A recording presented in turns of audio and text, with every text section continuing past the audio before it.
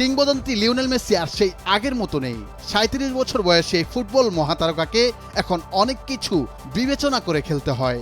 শরীরটাও আর যাচ্ছে না আগের মতো।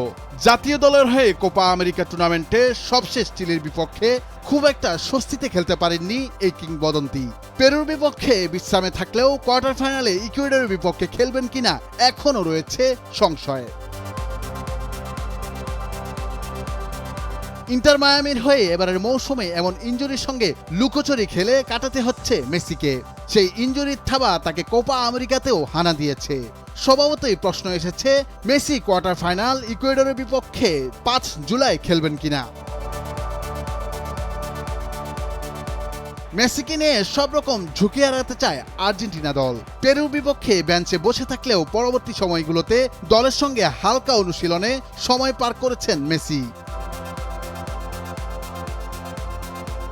হস্টনে ২ জুলাই মঙ্গলবার দলীয় অনুশীলনে অংশ নিয়ে বেশ ভালোভাবেই সময়টা পার করেছেন এই আর্জেন্টাইন। টেক্সাসের আবহাওয়াটাও বেশ গরম, ৩৩ থেকে ৩৪ ডিগ্রি তাপমাত্রায় খেলতে হবে মেসিদের।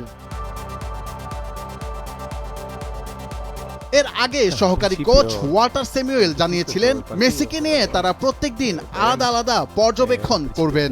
ম্যাচের আগের দিন পর্যন্ত আর্জেন্টিনা তার শতভাগ সুস্থ হওয়া পর্যন্ত অপেক্ষা করবে। তবে আর্জেন্টাইন মিডিয়ার দাবি, আপাতদৃষ্টিতে মেসির অনুশীলন দেখে মনে হচ্ছে ইকুয়েডরের বিপক্ষে খেলবেন তিনি, কিন্তু সেটা প্রথম থেকে নাকি দ্বিতীয়ার্ধে মাঠে নামবেন সেটা এখনো নিশ্চিত নয়। কোয়ার্টার ফাইনালে ইকুয়েডরের বিপক্ষে নামার আগে সংবাদ সম্মেলনে মেসি নিয়ে আর্জেন্টাইন সমর্থকদের জন্য সুখবরটা দিতে পারলেন না কোচ লিওনেল স্কালোনি। দলের প্রাণবোমরাকে ইকুয়েডরের বিপক্ষে খেলতে সব চেষ্টা করা হচ্ছে বলে জানান তিনি।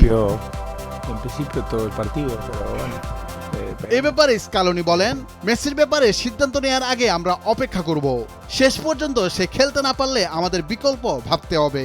সেক্ষেত্রে লাউতারো এবং জুলিয়ানের একসঙ্গে শুরুর একাদশে থাকতে পারে। ৩৭ বছর বয়সী মেসি বর্তমান বিশ্ব চ্যাম্পিয়নদের জন্য কতটা গুরুত্বপূর্ণ তা তুলে ধরেন স্কালোনি।